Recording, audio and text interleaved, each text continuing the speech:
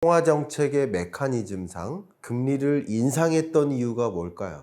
물가 안정을 위했던 겁니다. 그럼 물가 안정이 되면 어떻게 되는 거예요? 금리 인하 할 수 있는 여건이 마련되는 것이다 라고 볼 수 있겠습니다. 근데 이 물가 안정의 개념이 뭘까요?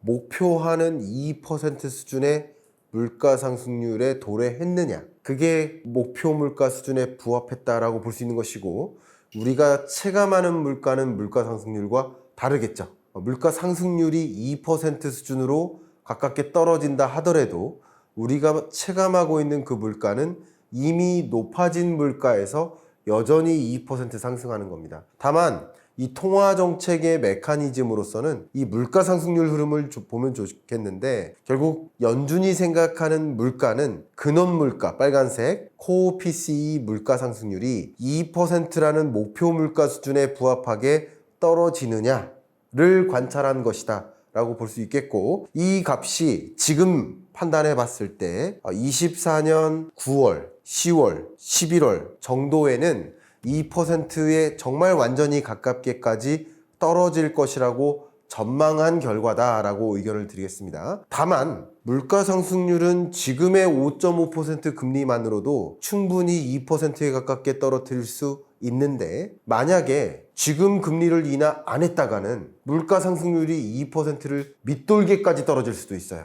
그렇게 되면 마치 잃어버린 30년을 겪은 일본처럼 디플레이션의 우려 상황으로 갈 수 있거든요. 그러니까 너무 늦게 금리 인하해서도 안 되고 너무 일찍 금리 인하해서도 안 된다. 버스가 도착하는 시점에 정확히 버스를 타야 된다 하면서 계산한 결과라고 볼 수 있겠습니다. 다만 많은 분들께서 갖고 계신 질문은 왜 빅컷을 했을까? 베이비 컷으로 금리 인하할 것을 많은 분들이 기대하셨고, 저도 그렇게 생각을 했었는데, 빅컷을 했다는 얘기는 그만큼 지금 금리 인하 안 하면 안 된다, 좀 늦을 수도 있다 라고 판단한 거라고 생각할 수 있겠습니다. 예를 들면 필립스 곡선이라고 합니다. 필립스 곡선은 경제학에서 가장 기초적인 이 통화정책의 이론이라고 볼 수 있겠는데, 말씀드리면 수직축이 뭐냐면요, 물가 상승률이에요. 수평축이 바로 실업률입니다. 이 수직축 물가 상승률과 실업률의 관계가 뭐냐면 역의 관계예요. 그러면 실업률이 떨어지려면 물가 상승률이 올라가는 걸 감내해야 돼요. 물가 상승률이 떨어지려면 실업률이 올라가는 걸 감내해야 돼요. 그러니까 지금 실업률이 늘어나는 현상, 최근에 3%대에서 4.3%까지 오르고 또 4.2%로 살짝 떨어졌지만, 이렇게 실업률이 올라가는 현상은 어쩌면 대통령은 할 수 없는 표현,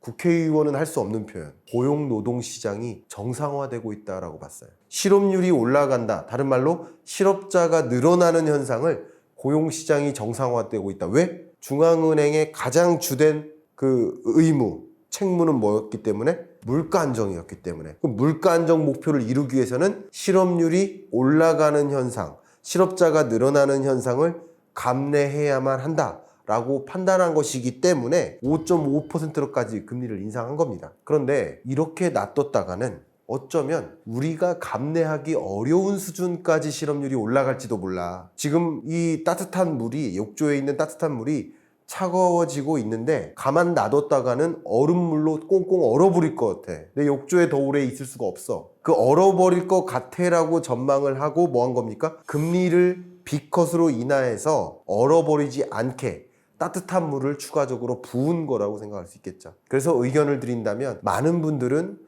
심각한 경기 침체가 온다, 이렇게 논하시는 분들도 계십니다만, 저의 의견은 역시 경제는 생물이다 라고 말씀드리는 것처럼, 역시 그런 경제를 나름 전망했기 때문에 그 B컷 안 하면 안 된다, 고용노동시장이 너무 심각하게 냉각될 수도 있다 라고 판단하고, 또 선제적으로 보험성 금리 인하를 단행한 의미도 있기 때문에, 그것에 따른 또 영향으로 미국 경제가 잠재 성장률을 소폭 밑도는 수준의 경기 침체, 그런 현상이 올 거라고 생각합니다.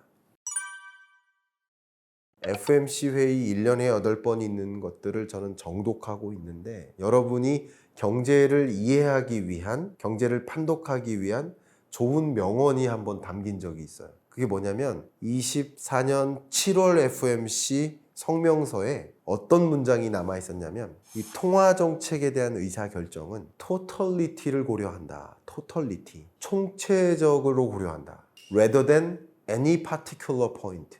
어떤 특정한 사안을 놓고 금리를 결정하는 게 아니라 전체적으로 총괄적으로 금리를 결정하는 것을 판단하는 것이다. 이거 굉장히 중요한 표현입니다. 한국은행 입장에서 금리를 인하해야 될 이유도 100가지가 넘을지 몰라요. 금리를 인하하지 못할 이유도 100가지가 넘을지 몰라요. 그러면 어떤 any particular 포인트들을 보면 금리 인하해야 될 것 같고 또 어떤 particular 포인트들을 보면 금리를 동결해야만 할 것 같아요. 그러나 그런 것을 판단하는 게 아니라 금리 인하할 이유들을 나열하고 금리를 동결해야 될 이유들을 나열했을 때 어떤 무게추가 더 높은가를 가감하는 거예요. 예를 들면 나는 지금 대출이 많아요. 금리 좀 인하해 주세요. 나 그것 때문에 버티기 힘듭니다. 금리 인하해야 될 이해관계자들이 있어요. 또 한쪽 측면에서는 난 저축액이 많아요. 내 전 재산이 저축액이에요. 집도 못 샀어요. 제발 좀 금리 좀 더 올려주세요. 하는 이유도 있어요. 그럼 그 모든 이해관계를 다 청취하고 고려하면서 금리를 인하합니까? 아닙니다. 중앙은행의 통화정책 방향 결정회의의 가장 중요한 목적은 한국은행법 1조 1항에 명시되어 있습니다. 한국은행은 물가 안정을 위해 존재하는 기구입니다. 한국은행은 물가 안정 기구라고 해도 크게 다름이 없습니다. 대신 그냥 물가 안정을 어떻게 시켜요? 너가 금리 결정하게 해줄게 이겁니다. 그럼 물가 안정이라는 것을 들여다보면 물론 여러분들이 체감하시는 물가는 심각하게 높아요. 알고 있습니다. 다만 통화정책 관점에서는 물가를 잡는 게 아니라 물가 상승률을 둔화시키는 겁니다. 2% 수준으로 물가 상승률을 관리하는 거예요. 근데 우리나라의 물가 상승률은 2% 수준에 가깝게 떨어졌습니다. 그러면 물가 상황을 본다면 금리 인하 안 하면 안 되는 거예요. 금리 인하를 더 미뤘다가는 어떤 일이 벌어지냐면 마치 잃어버린 30년을 경험한 일본처럼 다시 디플레이션 우려 상황으로 갈 수 있어요. 디플레이션 취약국으로 빠질 수 있어요. 그런 요인이 있습니다. 두 번째, 우리 한국 경제 좋습니까? 내수 경기 침체 상황이에요. 수출만 살짝 회복된 것이지 전반적으로 내수 경기는 회복된 게 없습니다. 내수 경기 진작시켜야 됩니다. 금리 인하할 이유라고 볼 수 있겠어요. 두 번째, 가뜩이나 가계부채가 늘어나는데 금리까지 떨어뜨려 버리면 가계부채 증가세가 더 촉발된다. 세 번째, 가뜩이나 수도권을 중심으로 아파트 매매 가격이 상승 반전했는데 여기에 금리까지 인하해버리면 그 상승세에 기름을 붓는 격이 된다. 지금까지 금리를 인하하지 않은 이유는 이 요인이 더 컸었던 거예요. 이런 것들을 금리 인하할 이유와 금리를 인하하지 못할 만한 이유를 저울질하는데 여기서 하나의 무게차가 빠지죠. 미국의 빅컷으로 한미 간의 금리 격차는 1.5%포인트로 줄어들죠. 그러면 이 상황에서는 금리를 우리나라가 인하해도 2%포인트가 아닌 1.75%포인트로까지만 벌어지는 거죠. 그 정도의 상황에서는 금리 인하할 여지가 있다. 결국 금리를 인하하는데 걸림돌로 작용했던 것들이 이렇게 많이 있었는데 한미 간의 금리 격차가 축소되는 것을 지켜본 한국은행으로서는 금리 인하를 이제 할 수 있는 여건이 더 많이 조성된 것이다. 다만 그럼 또 질문하십니다. 아니 그러면 가계부채 문제 어떡합니까? 부동산 가격 상승하면 어떡합니까? 명확히 말씀드리겠습니다. 이 두 가지는 굳이 따지면 한국은행의 금리 결정에 따른 영향이고 금리 결정에 따른 어쩌면 부작용, 작용 혹은 부작용인 것이지 금리 결정에 따른 이것은 한국은행의 주된 목적은 아닙니다. 한국은행의 주된 목적은 물가 안정과 건전한 경제 발전에 이바지하는 것이에요. 물가 안정, 고용 안정, 경기 안정 같은 겁니다. 그러면 이 두 가지는 뭐냐? 나는 통화 정책이라는 것을 지금 상황에서 금리 인하를 단행하려고 움직일 테니 이제 주택가격은 국토교통부가 더 책임지고 면밀히 고민해라. 금융이 너네가 가계부채 담당국이잖아. 너네가 가계부채 규모가 더 늘지 않도록 스트레스 DSR을 더 정교하게 만들다든가 더 강화한다든가 스트레스 DSR 3단계를 더 빨리 적용한다든가 그 밖에 다른 금융규제를 도입한다든가 국토교통부도 공급을 더 미루지 않고 공급을 앞당길 수 있는 대책들을 마련한다든가 추가적인 부동산 규제 대책들을 마련한다든가 뭐 리모델링이나 수직 증축을 허용해 왔는데 다시 규제를 강화한다든가, 그런 문제는 국토교통부의 목적이 그거니까, 주거 안정이니까 그 문제 너네가 더 해결해라. 금융위 너네가 가계부채 담당관이니까 가계부채 해결하라. 우리는 이 목적이 중요하니 이 목적을 위해서 역시 버스 놓친 채 금리 인하하면 안 된다. 그러니 이 두 가지는 너네가 해결하라. 만약에 미국의 B컷이 아니고 혹은 미국의 금리 인하가 아니었으면 이게 더 위중하다고 판단했을 수 있을 것 같아요. 그것이 굉장히 중요한 결정의 배경이었다라고 좀 의견을 드리겠습니다. 저는 금리는 중력이다라고 표현하고 있습니다. 경제의 중력입니다. 중력을 이길 사람은 아무도 없죠. 금리는 중력과 같습니다. 근데 미국의 금리 결정은 세계 주요국의 중앙은행 총재들의 금리 결정에 영향을 미쳐요. 그렇기 때문에 중력처럼 작용하는 거예요. 금리가 올라가는 구간, 긴축의 시대 때에는 자산가들이 돈을 은행으로 몰아요. 그래서 23년, 24년 우리나라 기사, 뉴스 기사 속에서 은행들이 이자 장사를 했다. 그런 기사 많이 보셨죠? 바로 그래서입니다. 금리가 올라가는 구간에서는 돈이 은행으로 쏠립니다. 긴축의 시대. 그래서 주가도 빠지고 집값도 조정되는 겁니다. 반대로 완화의 시대, 제로금리로 가는 시대에서는 돈이 다시 시장으로 빠져나갑니다. 굳이 저축액을 은행에 둘 이유가 없어져요.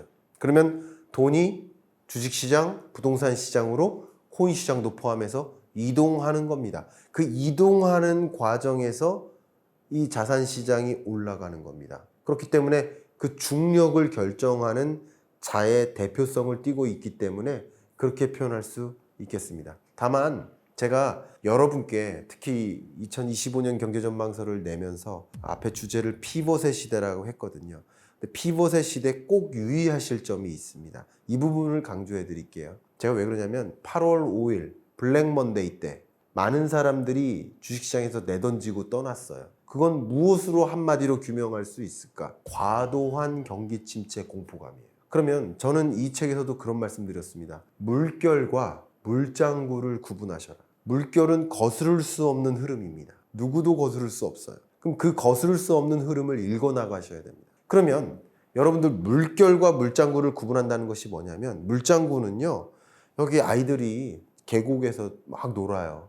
그 물이 저 지나가는데 물이 튀어요. 근데 그걸 물결이라고 받아들이면 깜짝 놀라는 겁니다.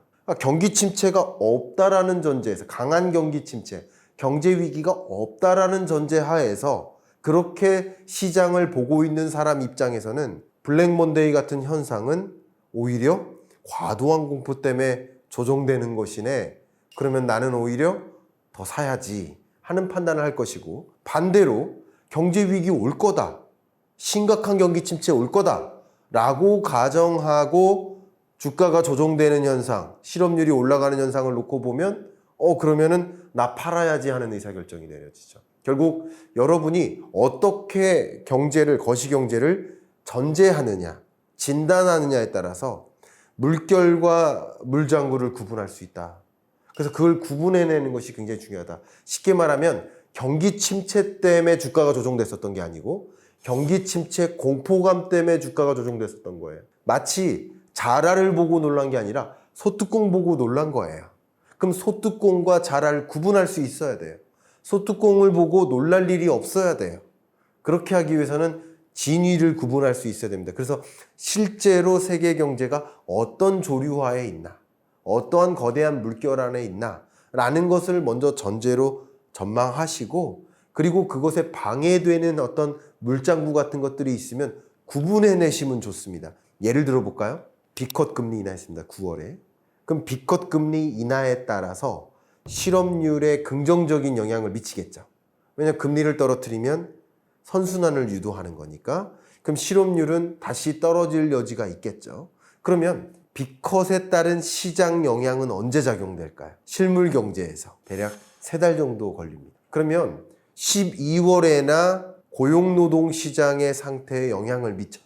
그러면 더 중요한 게 뭐냐면 우리가 받아드는 고용지표는 전월 고용지표입니다. 제가 지금 촬영일이 9월 마지막 주인데 우리가 받아든 고용지표는 9월 첫째 주에 발표된 8월 고용입니다. 근데 12월 고용은 언제 발표돼요? 1월에 발표돼요. 그러면 결국 B컷의 금리 인하에 따른 영향이 반영된 실업률은 1월 정도에나 확인할 수 있는 거야. 그러면 당연히 10월, 11월, 12월 동안에는 실업률이 추가적으로 올라갈 수 있는 겁니다.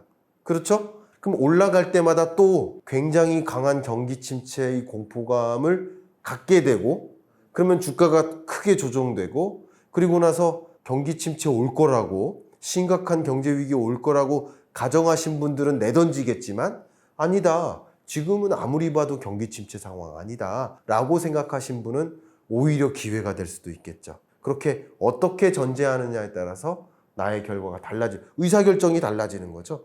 그렇기 때문에 이것은 여러분들이 경제를 전제하고 전망하는 것은 매우 중요한 일이다라고 의견 드리겠습니다.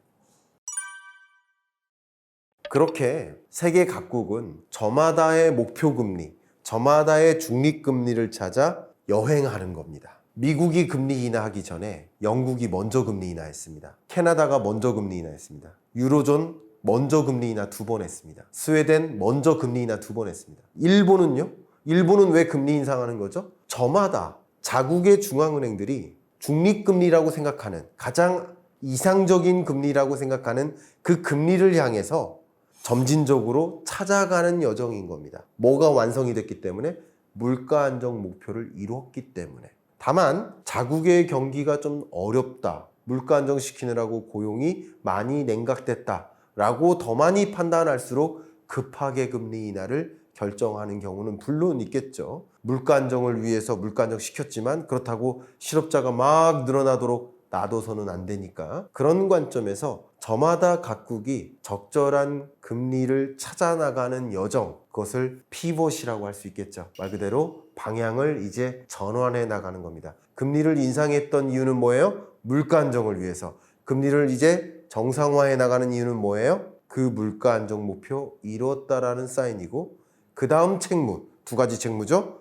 물가 안정과 고용, 최대 고용이라는 목적을 이루기 위해서 이제 한 발 더 나아가는 여정이다, 이렇게 정리할 수 있겠습니다. 일단 통화정책 기조를 봤을 때 남은 2번의 FOMC 회의 동안 금리를 추가적으로 인하할 가능성은 굉장히 높다라고 보고 있습니다. 지난 FOMC 회의 즉시 분석으로 제가 머니인사이드에서도 말씀을 드렸습니다만, 점도표상에서 결국 금리를 결정하는 건 인간이거든요. 그 인간 중에 어떤 인간이냐면 FOMC 위원들인 거예요. 그러면 파월을 포함한 12명의 위원들이 금리를 쉽게 말해서 다수결로 결정하는 거라고 볼 수 있겠어요. 물론 그 12명의 위원, 이렇게 많은 이유는 뭘까요? 그 위원들이 저마다 다른 데를 더 집중적으로 볼 가능성이 있어요. 뉴욕 연방준비은행 총재 같은 경우는 뉴욕주의 경제 상황을 유독 관찰하겠죠. 지금 뉴욕 경제가, 지금 기업들이 난리도 아니야, 빨리 B컷해야 돼, 할 수도 있는 거예요. 아틀란타 페드의 총재는 아니, 지금 아틀란타는 집값이 폭등하고 있어, 금리 인하하면 안 돼, 금리 인하 더 늦춰줘. 저마다 any particular point를 보고 있는 거예요. 그러나 모든 것을 보지만 뭐에 더 집중적으로 보고 있는 경우가 있고, 뭐는 미처 못 보는 경우가 있겠죠. 그래서 12명의 위원들이 고루 판단을 하는데, 이런 의사결정을 이틀 동안 FOMC 회의를 합니다. 우리는 FOMC 회의 결과를 지켜보는 것뿐이지만 회의를 이틀 동안 합니다. 그리고 12명만 금리 결정하는 게 아니라 총 7명 더해서 19명이 7명이 참관자 자격으로 같이 봅니다. 그러면 미국에 있는 주요 연방준비은행 총재들이 배석해서 함께 참관하고 금리 결정을 해 나가는 여정이라고 볼 수 있겠습니다. 많은 사람들이 금리 인하할 때마다 경제 위기 온다고도 하는데, 그럼 이번에도 금리 인하하니까 경제 위기 오는 거 아닙니까? 그분들의 의견도 참조를 하셔야 되겠지만, 저의 의견은 통화정책 메커니즘을 이해해 볼 때 그것은 바람직한 판단은 아니다라고 의견을 갖고 있습니다. 경제 위기 올 때마다 금리 인하한 거 맞아요. 그래서 경제 위기와 금리 인하가 같이 따라왔던 건 맞아요. 그런데 금리 인하해서 경제 위기 온 게 아니라는 사실입니다. 비가 오면 우산 준비하는 게 맞아요. 그러나 우산 준비한다고 비가 오는 게 아니라는 겁니다. 선후행 관계가 틀렸다라고 의견을 드리고 싶습니다. 그래프 한번 보시죠. 2008, 9년 글로벌 금융위기 왔습니다. 금융위기 와서 미국은 금리를 어떻게 합니까? 대대적으로 인하합니다. 금융위기 왔기 때문에 금리 인하했던 거죠. 금리 인하했기 때문에 금융위기 온 게 아닙니다. 경제위기 왔고 금융위기 왔는데 대대적으로 금리를 인하해서 경기를 회복 국면으로 전환시켜 나간 겁니다. 그게 완화적 통화 정책이에요. 2020년 팬데믹 경제 위기 때도 역시 마찬가지. 금리 인하해서 팬데믹이 온 게 아니에요. 팬데믹 위기가 왔기 때문에 금리를 인하한 거예요. 이 선후행 관계가 다르다. 금리 인하하면 그럼 팬데믹 옵니까? 금리 인하하면 전쟁 터집니까? 아니에요. 전쟁이 터졌으니까. 팬데믹이 왔으니까. 금융위기가 왔으니까 금리 인하를 해서 이제 경제를 선순환시켜보자. 경기를 극복시켜보자 하는 방향으로 움직이는 것이라고 볼 수 있겠습니다. 어떻게 보면 기술적 분석이라고 볼 수 있겠는데 역사적으로 금리 인하한 기간을 보면 계속 경기가 침체됐었거나 경제 위기 상황에 놓였었던 건 맞아요. 그러니까 그랬기 때문에 금리를 인하하는 거예요. 통화 정책은 금리를 인하합니다. 그러면 기업들의 신규 투자가 늘어요. 그럼 투자가 늘면 같은 조건 하에서 금리가 떨어지면 투자하고자 하는 의지가 강해져요. 그러면 기업들이 투자하면 더 많은 일자리가 생기는 거예요. 그러면 더 많은 취업자가 생기죠. 그러면 상대적으로 소득 수준이 늘어나겠죠.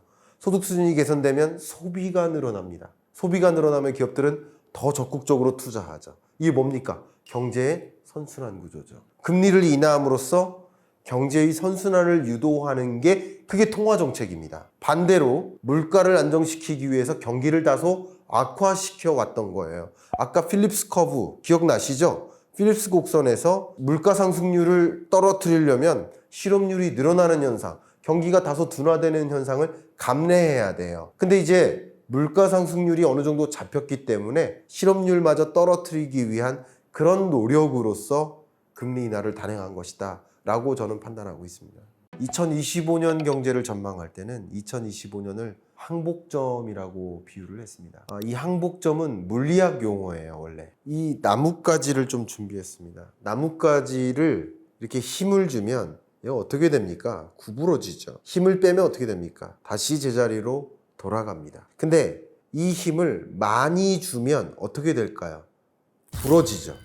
근데 힘을 빼면 다시 예전으로 못 돌아가죠. 이런 상태의 힘, 예전의 상태로 돌아가지 못하게 만들 만큼의 힘이 작용되면 그 지점은 항복점이다. 이게 물리학적 용어입니다. 세계 경제 관점에서 2020년, 2021년, 24년까지 너무나 우당탕탕하는 일들을 겪었습니다. 팬데믹 경제 위기, 초인플레이션, 러시아 우크라이나 전쟁, 중동 전쟁, 거기에 초긴축적 통화 정책, 높은 고금리, 고물가 고금리 저성장이라는 엄청난 충격을 경험했고 그 충격은 세계 경제에 과도한 힘이 주어져서 예전의 상태, 코로나19 이전의 상태로 돌아가기 어렵게 만든다라는 것이고요. 우리 몸의 비유를 하면 그냥 감기 정도 오면 다시 제자리로 돌아가요. 근데 감기가 아니라 심각한 질병에 놓이면 그 질병이 치료되고 나서도 저의 몸이 한번 좀 쇠약해질 수 있겠다라고 의견을 드리겠습니다. 마치 그런 모습이에요. 세계 경제적으로 판단을 해보면 그래프 한번 보시겠습니다. 2019년까지의 평년 성장률이 3.7% 정도 됩니다. 세계 경제가. 그런데 2020년부터 24년까지의 거대한 충격을 경험하고 항복점과 같은 힘을 경험하고 이제 2025년, 26년, 27년 앞으로 예전의 고성장을 못하는 3.7% 수준을 그냥 계속 밑도는 저성장 고착화가 되고 있다라고 전망한 것입니다. 이것은 IMF의 전망도 유사하지만 월드뱅크, OECD, BIS, WTO와 같은 세계 경제 관련 국제기구가 공통된 목소리를 내고 있습니다. 저만의 주장이 아닙니다. 자, 이것을 좀 의견을 드린다면 미국 경제도 어쨌든 예전과 같은 고성장이 아닌 성장 둔화를 경험하는 하드랜딩까지는 아니지만 그래도 미국 경제가 2%라는 잠재 성장률을 밑도는 국면이다라고 의견을 드렸고 중국 경제도 마찬가지 성장 둔화가 계속 이어진다. 그러면 우리나라의 수출은 어떨까요? 대중국 수출이, 대미 수출이 결국 수출 둔화세로 이어지지 않을까요? 그런 것들이 24년 한 해는 우리 한국 경제가 회복된 것이 아니라 한국 경제를 내수와 외수로 구분한다면 외수가 회복된 것이고 내수는 회복되지 않았습니다. 그 외수에서도 모든 수출 품목이 고루 수출이 증가한 것이 아니라 반도체, 자동차, 조선과 같은 몇몇 품목만의 수출 증가세가 이어진 것이었습니다. 그러면 마치 이런 거예요. 한 반의 아이들이 10명 있습니다. 10명의 성적이 다 낙제점이었어요, 작년에. 근데 올해는 10명 중에 2명만 성적이 조금 올랐어요. 근데 만약에 이 2명의 성적이 다시 낙제점으로 돌아간다면 25년 경제는 어떨까요?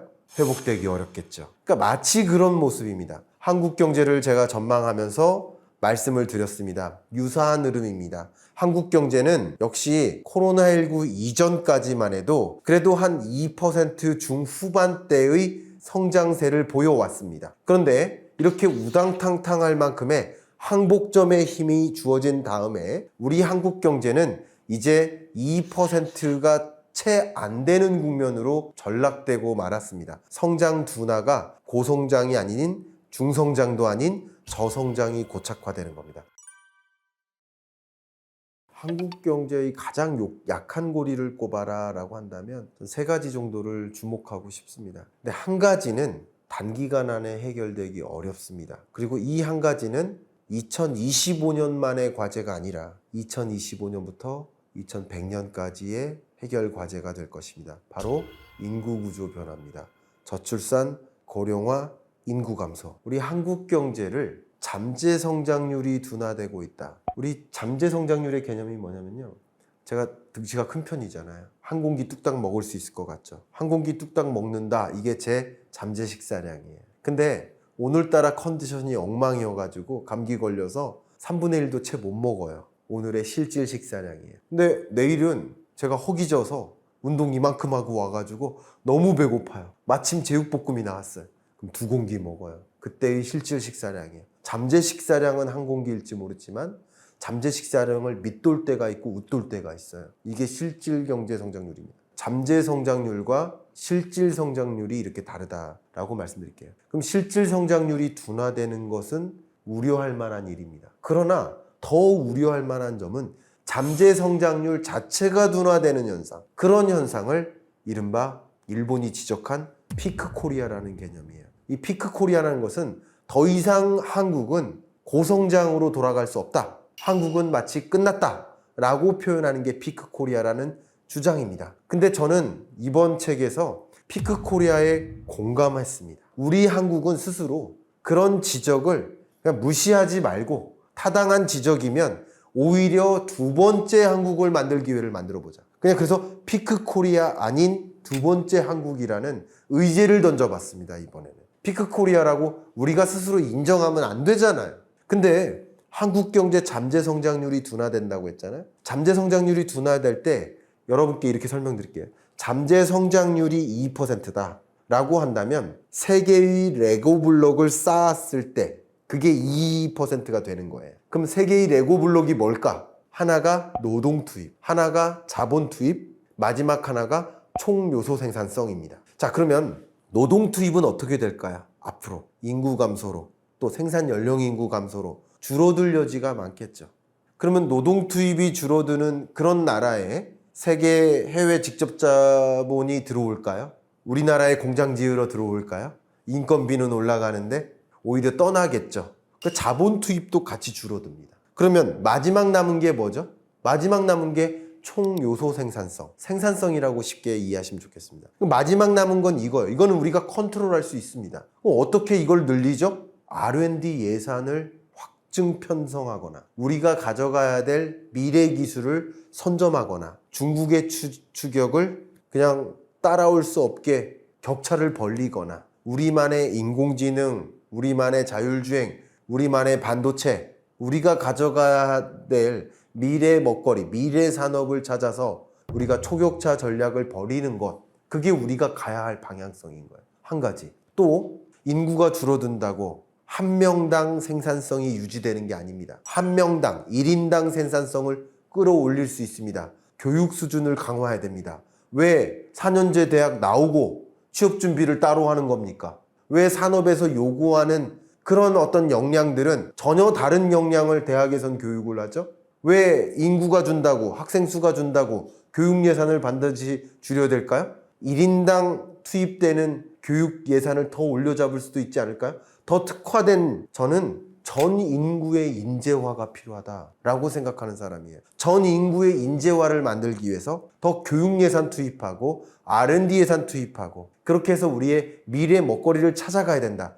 물론 노동 투입이 줄고 자본 투입이 줄지라도 이게 줄어드는 국면에서 총 요소 생산성을 끌어올린다면 우리는 피크 코리아가 아닌 두 번째 한국이 될 수 있다라는 주장입니다. 저는 그런 제안을 남기고 있고요. 이렇게 제안을 하는 이유가 있는 만큼 인구 구조 변화는 정해진 미래다, 거스를 수 없는 변화라고 인정하는 경우가 많잖아요. 그렇기 때문에 이 부분은 가장 약한 고리가 아닌가 생각을 합니다. 그리고 2025년 단기적으로 가장 약한 고리를 또 추가적으로 두 개를 꼽는다면 하나가 가계부채죠. 가계부채가 계속 늘어나고 있습니다. 올해 연말 기준으로 2,000조를 돌파할 것으로 저는 생각합니다. 근데 가계부채가 늘어나는 것 자체가 문제가 아니라 소득은 정체되어 있는데 가계부채가 늘어나는 것, 갚지 못할 부채가 늘어나는 것이 문제예요. 특히 자영업 경기가 너무나 안 좋고 지금 자영업자들은 지금 걷어들이는 매출액 가지고 이자를 상환할 수 있는 능력이 없어지고 있어요. 그런 과정에서 경기는 내수 경제는 너무나 안 좋으니까 2,700만 명의 취업자 중에 약 2,100만 명에 가까운 사람들이 임금 근로자고 약 600만 명 정도가 자영업자에 해당되는데 임금 근로자들이 지금 물가는 높고 뭐 소득은 그렇게 늘지 않았고 그러다 보니 가급적이면 생활비를 아껴 써야 돼요. 생활비를 아껴 쓰기 위한 의사결정으로서 외식비를 줄이자입니다. 그러면 이 충격이 어디로 갑니까? 자영업 경기로 가요. 그만큼 어려운 국면에 있는데 지금 이자를 상환할 수 없을 만큼의 매출액으로 버티기 위해서 부채에 자꾸 의존해 왔던 거예요. 그 기간 동안 금리는 올라가지 않았습니까? 그러니까 자영업 부채를 중심으로 해서 가계부채 문제가 저는 가장 약한 고리가 아닌가 생각하고 600만 명 별로 생각보다 2,700만 명 중에서 얼마 안 되네가 아니라 우리 전체 취업자 중에 4분의 1가량입니다. 5분의 1, 4분의 1 사이입니다. 그러면 이 자영업 경기가 어렵다는 것은 이 영상을 보시는 누군가의 아버지고 때론 여러분 자신이기도 합니다. 그 자영업 경기가 이렇게 어려워지는 국면은 특히 금리는 금리대로 인상되고 물가는 물가대로 높은 상황에서 매출은 충분히 나타나지 않다 보니 자영업 부채가 계속 가중되는 과정이라고 볼 수 있겠습니다. 이 부분이 가장 약한 고리가 아닌가 생각합니다. 세 번째로 약한 고리는 부동산 PF 부실입니다. 부동산 PF 부실이 있게 된 배경은 바로 부동산 경기 침체라고 볼 수 있겠죠. 그리고 고강도 금리 인상이었겠죠. 그러다 보니까 결국 건설사들이 대출에 의존해서 집을 짓고 인프라를 건설하는데 근데 대출을 상환하기 위해서 분양이 완료돼야 되는 거예요. 근데 분양이 안 되고 미분양으로 쌓이니 대출을 상환할 능력이 상실되어 가는 거죠. 그런 여정이 지금의 모습이고 부동산 PF 대출 잔액이 계속 쌓였고 그중에 상당 부분의 비중이 연체율이 고조되고 또 부실채권 비율, 갚지 못하는 성격의 빚이 또 많이 쌓이면서 이게 가장 불안한 요인 중에 하나다라고 볼 수 있겠고 우리 한국 경제가 이런 거시경제 여건 속에서 3대 약한 고리라는 이 숙제를 잘 해결해서 잘 이겨낼 수 있는 그런 여건이 좀 마련될 수 있도록 그 문제점을 좀 지적해보고 싶은 입장이었습니다. 일단 2020년 전에는 세계 주요 국제기구들이 경제를 전망한다는 얘기는 내년 성장률이 몇일 겁니다 라고 GDP 증가율을 발표하는 거예요. 근데 예전에는 그냥 점만 딱 찍었었어요. 3.5%, 2.5% 이렇게. 근데 코로나19 이후에는 세계 국제기구들이 겸손해졌습니다. 코로나19라는 것을 누구도 예측할 수 없기 때문에 그때부터는 전망치를 어떻게 했냐면 이 코로나19가 확산되는 양상이다. 부정적 시나리오. 지금 정도의 코로나19가 지속된다라는 중립적 시나리오. 코로나19가 생각보다 조기에 종식된다 라는 낙관적 시나리오 3가지를 제시했었습니다. 그 이후에 계속 시나리오별로 제시해요. 이 시나리오는 우리가 통제할 수 없는 변수를 가지고 시나리오를 제시하는 겁니다. 근데 지금 우리가 통제할 수 없는 변수는 바로 전쟁이에요. 그래서 그 전쟁이 러시아 우크라이나 전쟁이 중동 분쟁이 확전되는 양상이냐, 3차 세계대전으로까지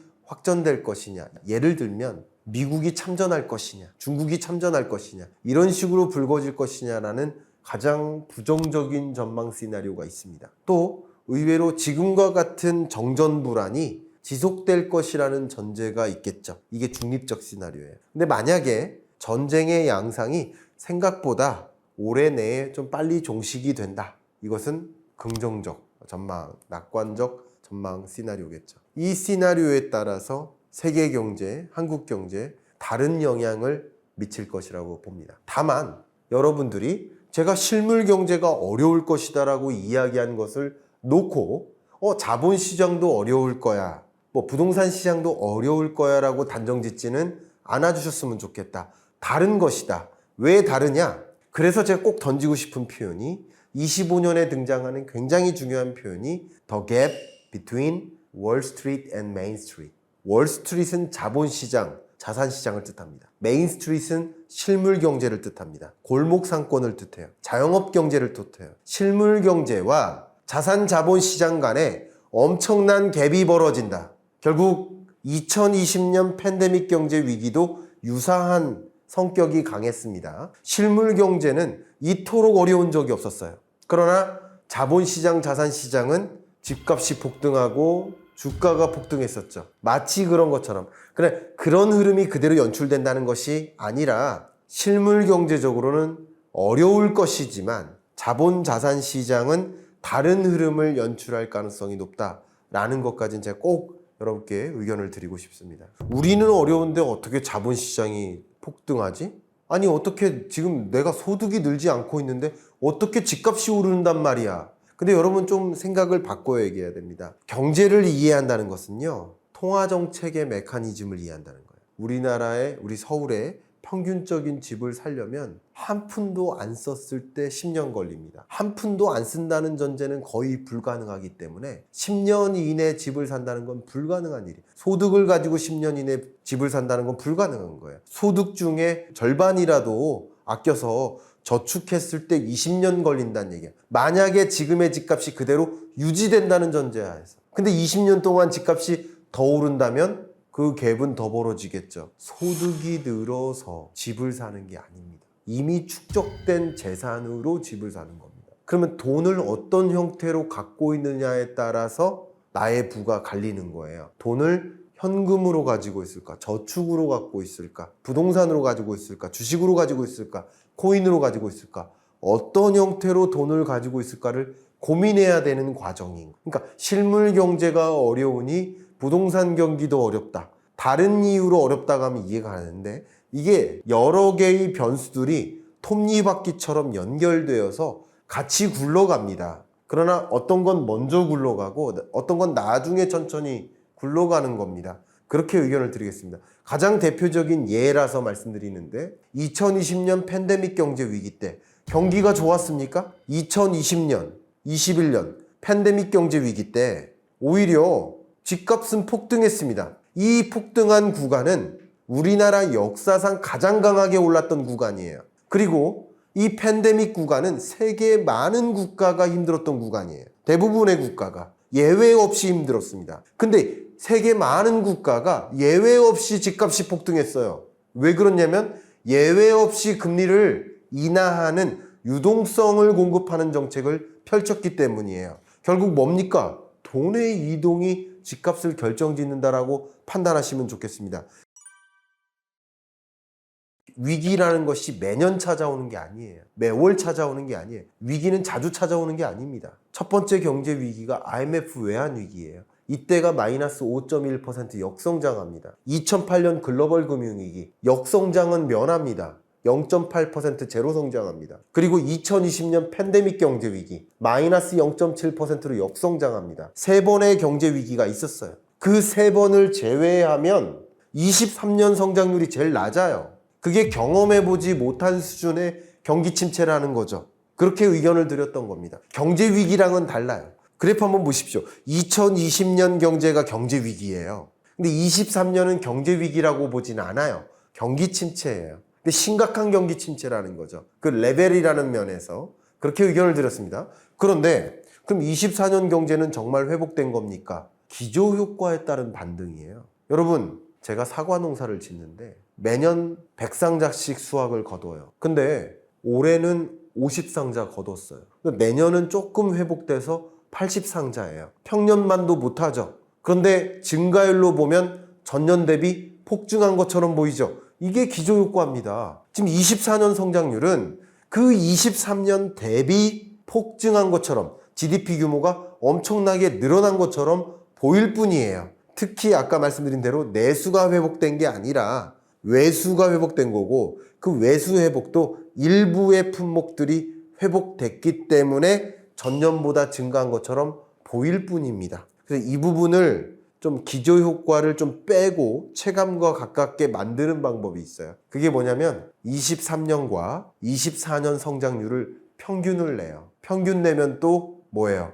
1.9%예요. 그러면 22, 23, 24, 25 내내 1.9%의 맴도는 흐름입니다. 2%라는 잠재 성장률을 밑돈 채 경제가 계속 저성장 고착화 운용되는 그림이다. 그러니까 여러분이 체감하시는 경기는 이 지표와 다른 체감 경기는 1.9, 1.9, 1.9, 1.9. 그래서 제가 표현하기로는 작년에도 어려웠는데 올해도 어렵고 안타깝게도 내년에도 실물 경제는 어려울 것이다 라고 의견 드립니다.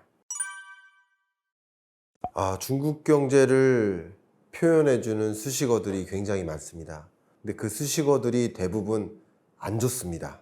가장 중국 경제를 수식해주는 표현으로서는 디플레이션의 늪에 빠졌다, 또 부채 함정에 빠졌다, 또 내수 경기 침체에 빠졌다, 부동산 경기 침체에 놓여 있다, 중진국 함정에 빠졌다, 이런 여러 상황에 봉착해 있다 보니 이들을 극복하기 위해서 적극적인 금리 인하와 또 적극적인 재정 정책을 펼치는데 그래도 말을 듣지 않는다. 이른바 유동성 함정에 빠졌다. 이 중국 경제를 총체적으로 한마디로 설명해 준다면 유동성 함정에 빠졌다라고 말씀드리겠습니다. 그러면 일단 중국 경제를 진단하려면 물가 상황을 봐야 됩니다. 중국 경제가 호황이라고 한다면 중국의 물가 상승률은 높게 나타날 겁니다. 반대로 중국 경기가 안 좋다라고 한다면 물가 상승률이 높을 수가 없어요. 근데 중국의 물가 상승률 그래프를 보시면 일단 PPI, 생산자 물가 상승률을 빨간색을 보시면요. 이게 소위 도매 물가나 아니면 공장 가격이라고 생각하시면 좋아요. 이 물가가 계속 22년 중반 이래로 마이너스 행보만 보입니다. 그럼 생산자 물가가 마이너스면 소비자 물가가 당분간 강한 플러스를 가져가기가 어렵습니다. 선행지표격입니다. 결국 우리가 봐야 되는 건 소비자 물가 상승률인데요. 소비자 물가 상승률이 연내에 마이너스도 여러 차례 경험하다가 계속 제로 물가 상승률을 기록하고 있습니다. 이런 것을 디플레이션의 취약한 구조에 놓인 게 아닌가. 물론 이 소비자 물가 상승률이 마이너스를 1년 연속 기록한다면 디플레이션이라고 진단할 수도 있어요. 그런데 이 부분은 조금 조심스럽지만 한국 경제 입장에서 중국 경제를 그대로 들여다보면 안 됩니다. 한국 경제는 목표 물가가 2%예요. 미국도 2%예요. 그럼 2%인 나라에서 0% 물가 상승률을 기록하면 차이값이 2%포인트죠. 근데 중국의 목표 물가는 3.5%입니다. 3.5%가 중국 정부가 목표로 하는 물가 상승률인데 3.5%랑 0%랑 차이값을 계산하면 3.5%포인트죠. 그러니까 결과적으로 말씀드리면 이걸 2% 목표 물가에 근접하게 생각을 해본다면 어쩌면 이미 중국은 중국스러운 디플레이션 상황에 놓인 게 아닌가라고 판단해 볼 수 있을 것 같아요. 그래서 이번에 IMF에서도 보고서를 냈는데 중국을 진단하고 중국에 대해서 경고의 메시지를 던진 IMF 진단 보고서가 나왔는데 IMF의 지표 하나가 있습니다. DVI라는 지표가 있습니다. Deflation Vulnerability Index. 디플레이션에 얼마나 취약한 구조에 놓였는가를 진단하는 지표인데 이 검정색 선이 마이너스의 모습을 한동안 오랫동안 보이죠. 이미 디플레이션에 취약한 구조로 빠져 있다라는 뜻입니다. 이 디플레이션에 처하면 얼마나 나쁜 것인가? 일본이 잃어버린 30년을 겪었죠. 그 잃어버린 30년을 겪게 된 이 현상을 설명하는 방법은 여러 가지 각도가 있겠는데 거시경제적으로 보면 일본이 왜 잃어버린 30년을 겪었느냐? 디플레이션인 겁니다. 30년 전 임금 수준이나 지금의 임금 수준이나 차이가 거의 없어요. 그럼 세계 많은 나라들이 30년 동안 평균 임금이 올라가고 있는데 일본은 가장 높았던 나라였는데 많이 낮았던 나라들이 이미 올라가서 임금 수준이 일본보다 올라가 버린 상태예요. 그럼 결과적으로 일본은 상대적으로 가난해진 거예요. 이렇게 디플레이션은 자국 국민이 가난해지는 현상이에요. 물가가 떨어지니 신규 투자도 안 해요. 일자리도 없어요. 일 굳이 찾을 필요도 없을 것 같아요. 그냥 이렇게 성장이 멈춘 상태예요. 물론 경제 위기는 아닙니다.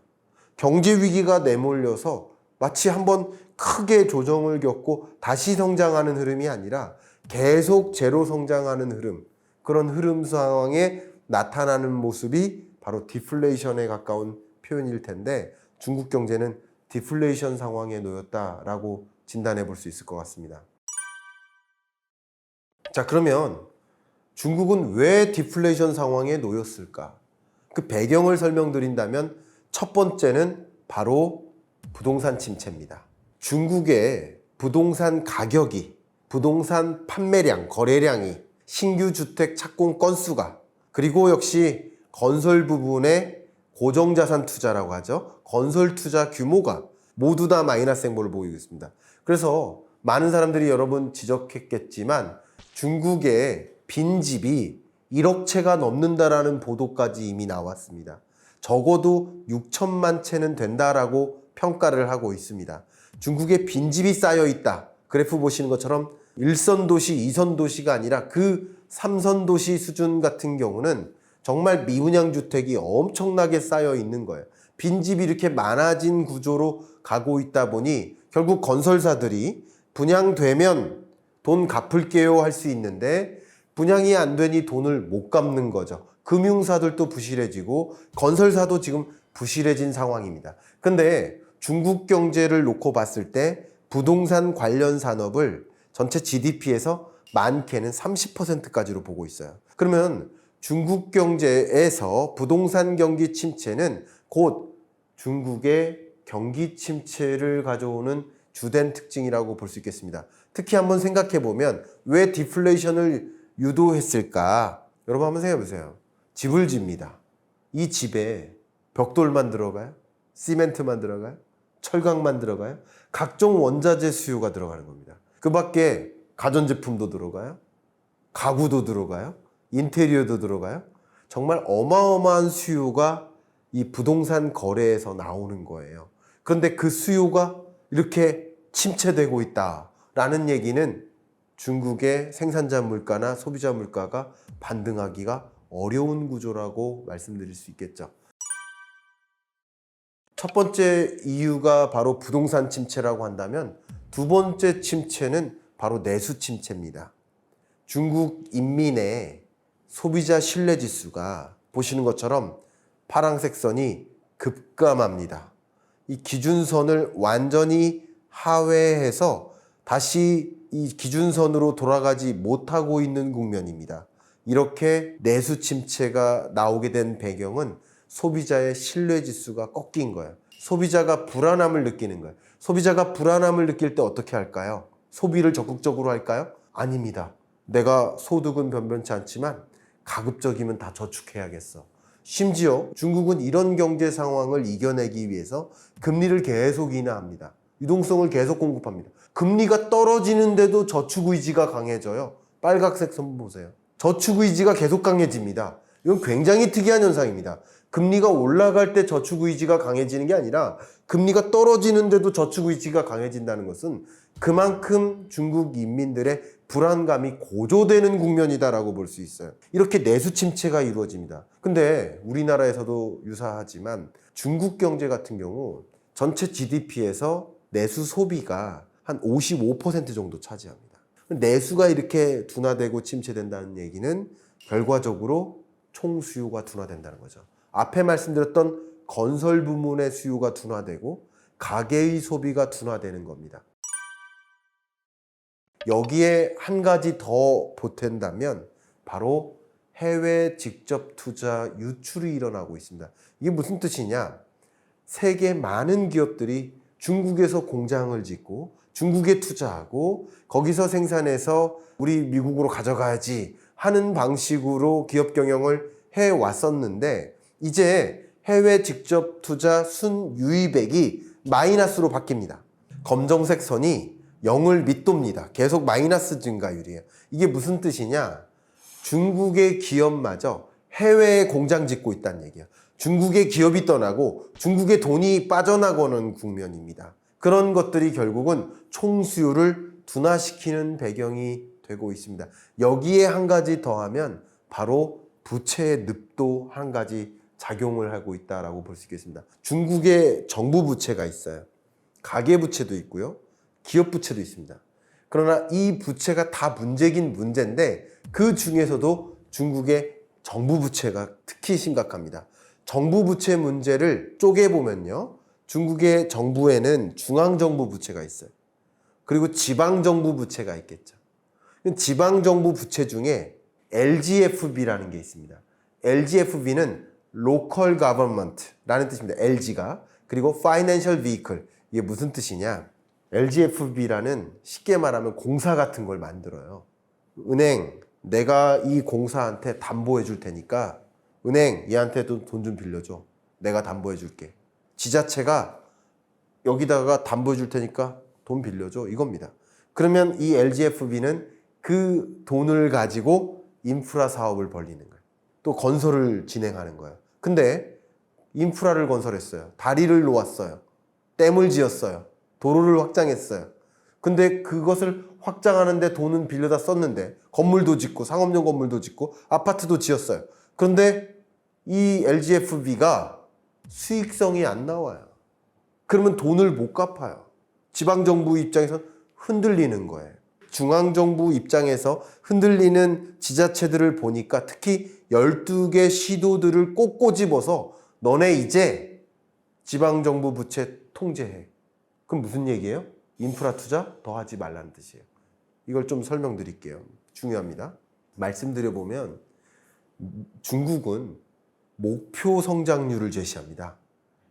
우리나라만 해도 경제 성장률 전망치를 발표하죠. 미국도 경제 성장률 전망치를 발표해요. 전망치가 아니라 중국은 목표치예요. 그러면 중앙정부에서 목표치 5%를 딱 찍어 놓으면 중앙정부는 얼마만큼 경제 규모를 키우기 위해 노력하면 돼요. 지방정부들도 이제 할당하는 거죠. 야, 너 1 생산해. 너 2 생산해. 너 3 생산해. 그러면 작년에 5 생산했어? 이번에 그러면 6 생산하면 우리 5% 이룰 수 있어. 산수적으로 계산할 수 있는 거예요. 그런 식으로 목표 성장률을 딱 제시해 놓고 그 성장률에 맞추기 위해서 지방정부들한테 너 더 생산해. 인프라 건설해. 그럼 우리 성장할 수 있어. 하면서 명령식으로 하달합니다. 명령식으로 하달할 때 지방정부는 LGFB에 의존해서 내가 담보해 줄 테니까 여기에 대출해 줘. 그리고 LGFB 너 다리 지어. 도로 넓혀. 이렇게 하는 겁니다. 그런데 이런 식으로 성장해 왔던 중국이 성장 동력이 이제 끊겨버린 거예요. 왜냐하면 도저히 감당하지 못할 만큼의 부채 문제가 커지고 이런 부채를 특히 LGFB를 활용한 지방정부 부채를 숨겨진 부채, 그림자 금융이라고 보통 비유를 하고 있거든요. 그럼 부채 문제가 이제 심각해지니까 인프라 적당히 건설해. 이제 부채 상환에 집중해. 라는 방식으로 전환하는 거예요. 그러면 이마만큼 신규 투자를 못하고 성장 동력은 제약되고 그러면 그만큼 성장은 멈추는 거예요. 자, 그럼 이런 현상 속에서 중국이 디플레이션 상황에 놓였기 때문에 중국은 어떻게 해야 될까요? 통화 정책과 재정 정책 관점에서 둘 다 많은 인풋을 넣습니다. 예를 들면 금리를 계속 인하해요. 유동성을 계속 공급해요.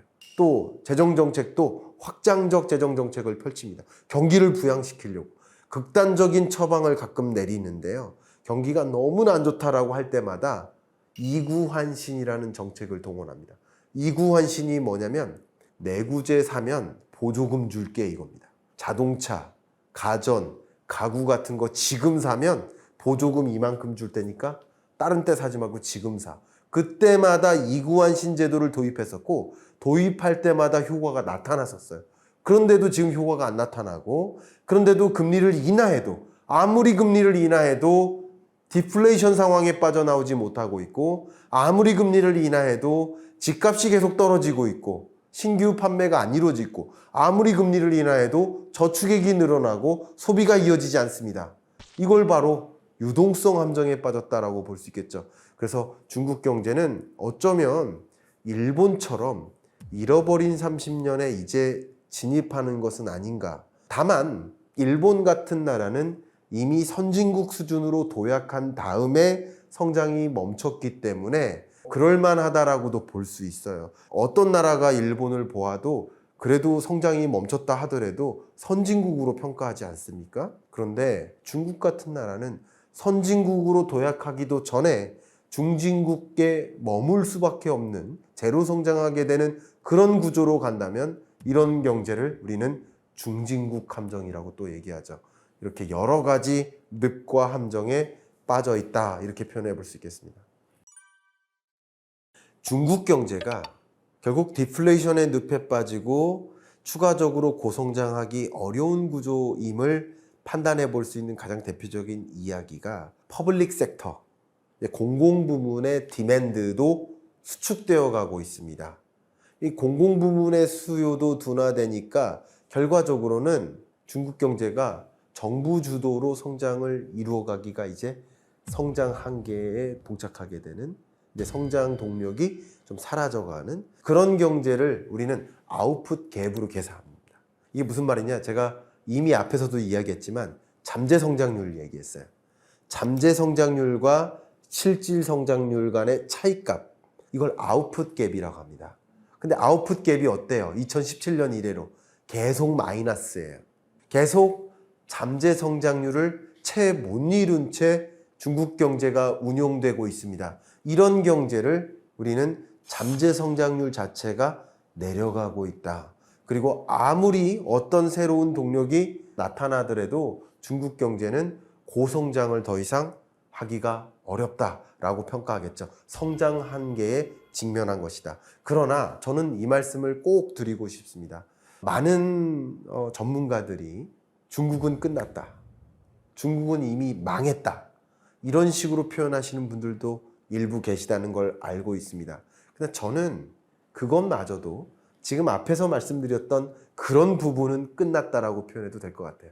그런 부분에 있어서는 망했다라고 표현해도 될 것 같아요. 그런 것들을 다 구경제라고 분류할 수 있을 것 같아요. 근데 중국은 구경제도 있지만 신경제가 있습니다. 우리나라도 마찬가지예요. 전통 산업도 있지만 성장 동력 산업도 있습니다. 그걸 거론하지 않은 채 중국 경제가 끝났다, 망했다라고 얘기할 수는 또 없습니다. 신경제적인 측면을 한번 생각해 봅시다. 중국이 세계 1위의 로봇 강국입니다. 세계 1위의 안면인식 기술을 확보하고 있습니다. 세계 1위의 인공지능을 보급하고 있는 과정이 있습니다. 세계 1위의 신재생 에너지, 풍력, 태양광, 태양열 발전을 하고 있습니다. 전기차 세계 시장의 50% 이상을 점유하고 있고, 물론 중국 시장을 중심으로 전기차 시장을 확보했지만 미국 시장에, 한국 시장에도 침투하고 있습니다. 지금 25년까지 중국의 전기차는 한국 시장에 진입하기 위해서 유통망 체계를 구축하고 있습니다. 자동차 산업은 보급하기 위한 유통망도 있어야 되지만 AS까지 마무리가 돼야 됩니다. 그렇기 때문에 그 시스템을 다 구축하고 있고, 구축한 다음 2,500만 원 선의 전기차 SUV를 공급할 계획에 있습니다. 그러면 아직도 많은 사람들이 아무리 중국산이라고 해도 뭐 그게 2,500만 원짜리 전기차를 누가 삽니까? 다 프리미엄을 삽니다. 라고 말씀하시는 분도 계시지만, 프리미엄 자동차를 사는 분들은 프리미엄 전기차를 사시겠지만, 저가형, 그냥 오로지 저가형 전기차를 희망하시는 분은 저가형 전기차를 사게 되는 거죠. 굳이 따지면 정말 많은 자영업자 여러분들이 다마스를 유용하게 쓰고 계시거든요. 기억하십니까?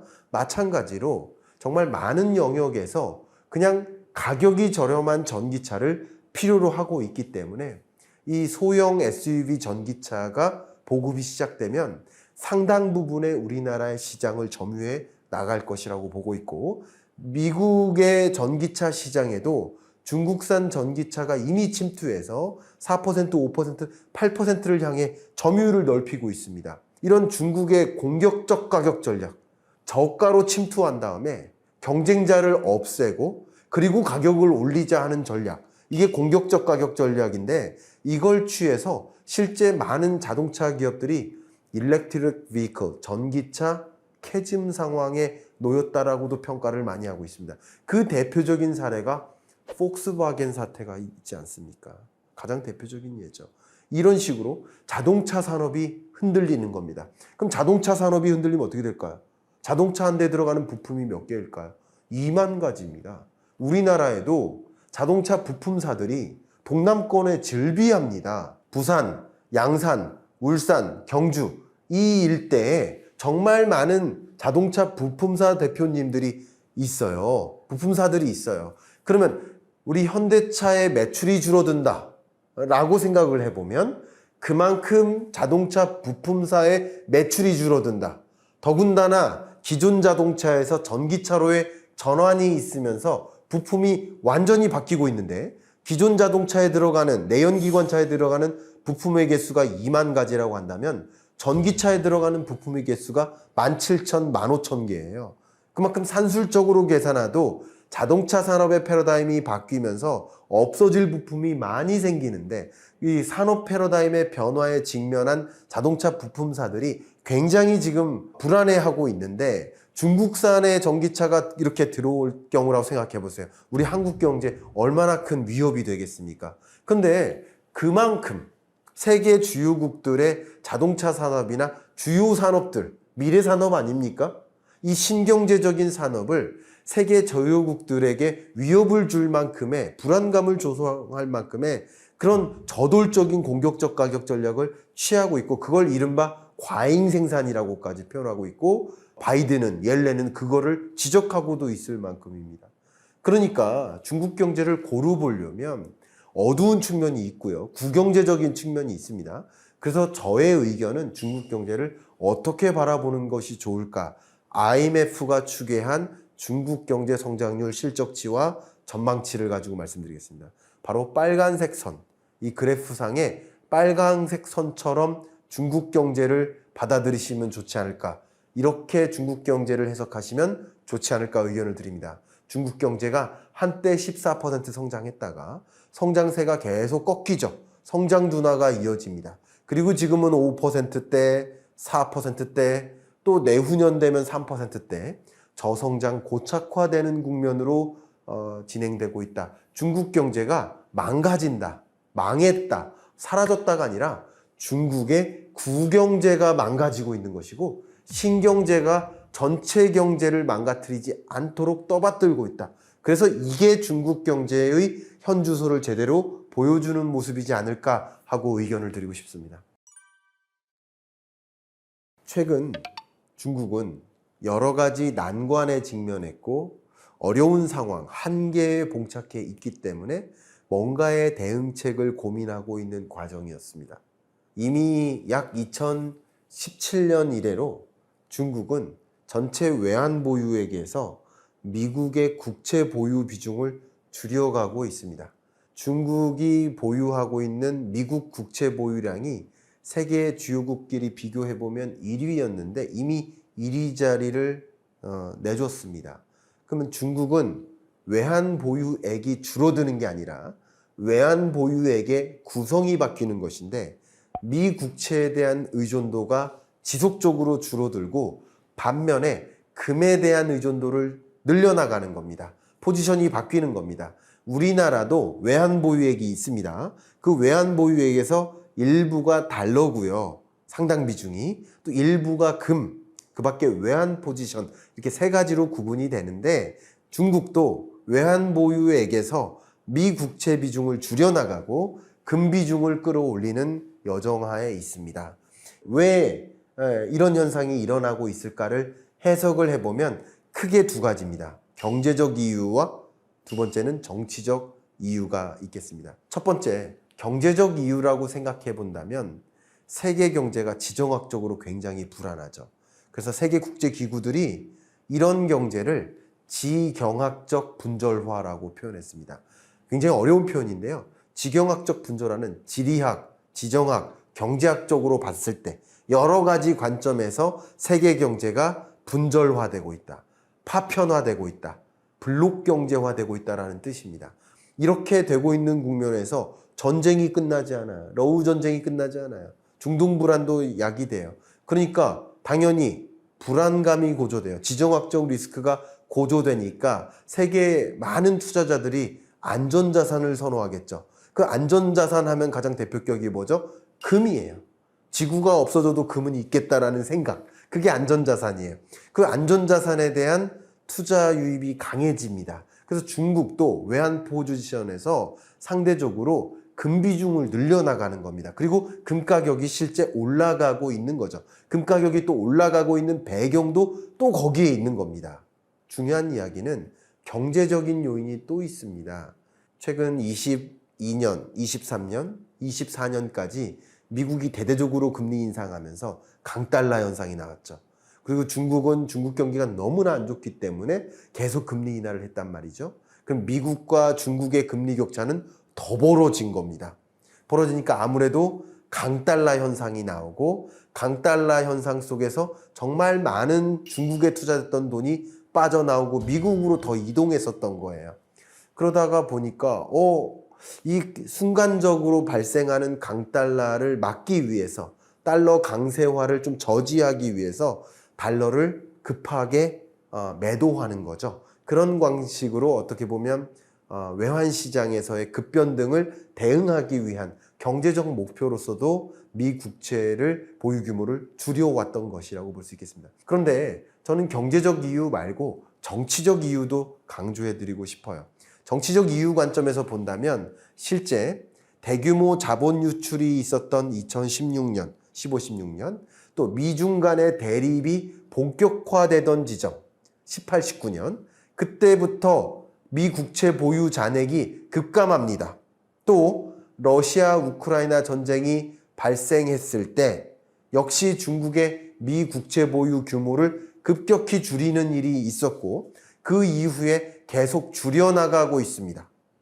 이 얘기는 뭐냐면 정치적으로도 러시아 우크라이나 전쟁 같은 걸 보니까 미국이 러시아에 경제 제재를 발동하고 경제 제재를 예를 들어서 원유 갖다 쓰지 마, 천연가스 쓰지 마 하는 실물 경제적 경제 제재를 가했는데 그게 천연가스가 유럽으로 안 간 만큼 다른 나라로 우회해서 갔단 말이죠.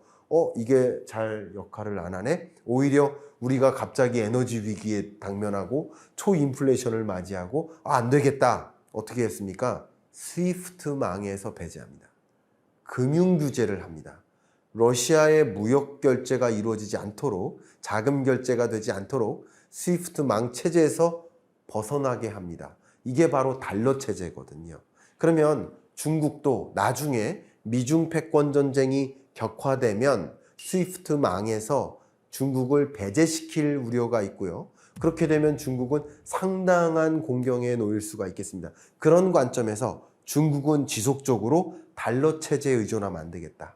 미리 달러 체제로부터 벗어나야겠다. 그래서 가장 대표적인 움직임이 뭐였습니까? 브릭스, 브라질, 러시아, 또 차이나, 인도, 또 남아프리카 공화국 이런 주요 신흥국 중의 강대국 이들끼리 뭐라고 했어요? 야, 우리끼리 무역할 때는 달러 쓰지 말자.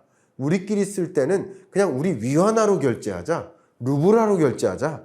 헤아라로 결제하자. 가급적이면 무역 결제 수단으로 달러화를 없애보자. 중동 산유국들하고 내가 너네 나라에서 원유 살 때는 위안화로 반 정도는 결제하게 해달라. 이런 식으로 달러를 배제하기 위한 움직임을 가져갑니다. 역시 그런 수단으로서 어쩌면 미중 패권 전쟁이 강하게 격돌할 수 있음을 우려하고 선제적으로 미국 국채 보유 규모를 줄여나가는 특징들도 있겠다. 또 미국 입장에서는 국채를 계속 발행해야 경기를 나름 뒷받침하고 성장시킬 수 있는데 국채를 계속 발행하려니 중국이 계속 팔아나가고 있으니까 미국 입장에서는 굉장히 불안하죠. 그러니까 오히려 미국 국채 보유 규모를 줄여나가는 게 미국과의 어떤 간섭을 피하기 위한 정치적인 압력으로서도 활용할 수 있는 여지까지 있겠죠. 그렇게 경제적인 요인과 정치적인 요인이 맞물려서 또 중국의 내부적인 경제 상황까지 고려했을 때 중국이 보유한 미 달러를 계속 매도하고 있다 하고 정리해 볼 수 있겠습니다. 우리가 최근 이제 주가가 대대적으로 조정됐었던 그 국면에 미국의 심각한 경기 침체가 오는 게 아닌가 하는 공포감, 또 엔캐리 트레이드가 빠져나갔었는데 그 돈이 대거 돌아오는 엔캐리 청산 절차가 나타나면서 주가가 조정되는 그런 공포감, 엔캐리 청산 공포감이 있었는데 미 국채 보유 규모를 대대적으로 축소하는 과정에서는 미국 입장에서는 상당히 불안하게 만들고 미국이 계속 달러 찍어내듯이 부채 의존해서 성장하고 해외로부터 많은 필요한 것들을 조달하는 그런 체제를 유지해 왔는데 그런 걸 흔들 여지가 있겠죠. 그리고 마치 엔캐리 청산되는 그런 효과처럼 국채 보유 규모가 빠른 속도로 줄어드는 국면에는 미국의 대규모 자본시장의 조정이 있을 수 있고요. 역시 엔캐리 청산에 대한 공포감만큼이나 중국의 미국 국채 보유 규모 축소에 따른 공포감도 우려되지 않을 수가 없습니다. 기본적으로 지금 정치적 요인, 경제적인 요인으로 미 국채 보유 규모를 중국이 축소했던 것처럼 앞으로도 미중 패권 전쟁은 격화될 수 있어. 어떻게 될지 몰라. 그리고 미국의 국민들은 중국에 대한 비우호적 감정을 더 끌어올리고 있는 중이거든요. 그러니까 정치권은 그런 미국 국민의 정서를 반영한 정책들을 끌어나갈 가능성이 높기 때문에 아마도 중국은 미 국채 보유 규모를 추가적으로 축소해 나갈 여지가 있겠다. 더군다나 중국의 금리와 미국의 금리를 좀 고려했을 때 미국은 금리를 점차 인하해 나가고 그러면 어쨌든 미국과 중국 간의 금리 격차는 이제 좁혀지는 거예요. 그러면 미국에 투자할 유인책이 조금은 줄어드는 거예요, 상대적으로. 지금까지는 금리 격차가 벌어지면서 미국에 투자할 유인이 있었겠지만 이제 점차 좁혀지면서 미국에 투자할 유인이 조금씩 줄어드는 거예요. 그런 것들이 결과적으로는 미 국채 보유 규모 축소로 이어질 여지가 있고 그것은 주식시장을 더 불안하게 만들 하나의 변수로서 작용할 수 있겠다고 생각합니다. 여러분 어떻게 잘 들으셨습니까? 저는 2025년 경제에 어떤 변화가 있을까? 내가 2025년이라는 바다를 항해해야 되는데 나라는 배는 잘 봤지만 내가 항해해야 될 바다는 잘 보아오고 있는가라는 것을 확인해 볼 수 있는 시간이었으면 좋겠습니다. 여러분이 항해해야 될 그 바다의 모습이 평탄할까? 아니면 좀 불안할까? 어떤 불안 요인들이 있을까? 나름의 어떤 기회운이 있을까를 먼저 들여다볼 수 있는 계기가 됐기를 바라고 그래서 여러분은 오늘 이런 이야기를 통해서 조금 더 준비된 나를 만드는데 도움이 되시기를 바라고요. 그런 의미에서 제가 매년 경제전망서를 쓰고 있는데 2025년 경제전망, 이 피벗의 시대에 어떤 요동치는 변화들이 있을지 또 나는 그걸 어떻게 나의 기회로 가져올지 이런 피벗의 시대에 내 앞에 펼쳐질 그 변화를 명확하게 좀 진단해보고 또 적절히 나의 의사결정을 가져갈 수 있는데 오늘의 이야기가 참조가 되셨기를 바라는 마음으로 이상 마무리하겠습니다.